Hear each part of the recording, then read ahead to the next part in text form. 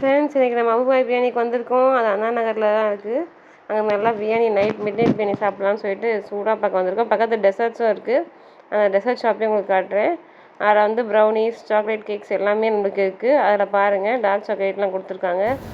அந்த ஷாப்பும் அங்கே பக்கத்துலேயே நியர்பை டெசர்ட்ஸும் வாங்கிக்கலாம். நம்ம பிரியாணி வாங்கிட்டு இதை வாங்கிட்டு நம்ம வீட்டுக்கு போயிட்டு சாப்பிடும்போது ரிவ்யூ காட்டுறேன். அப்புறம் கார்த்திக் டிஃபன் சென்டரும் செம்ம க்ரௌடுங்க.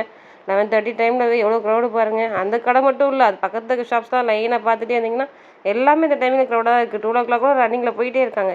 இப்போ பெஸ்ஸியை பாருங்கள், ஒரே ஹாப்பியாக இருக்கிறது.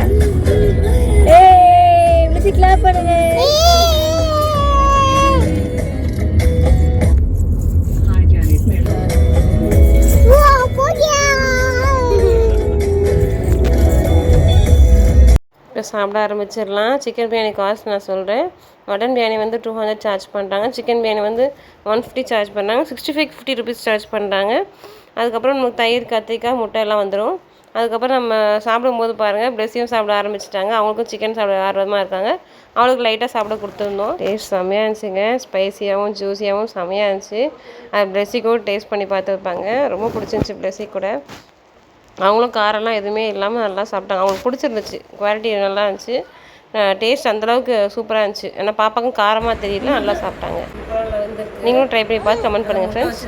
டெசர்ட்டும் டேஸ்ட்டே சூப்பராக இருந்துச்சு. நீங்களும் சாப்பிட்டு பார்த்து எப்படி இருக்குன்னு சொல்லுங்கள். நெக்ஸ்ட் வீக்கில் பார்ப்போம். Okay bye.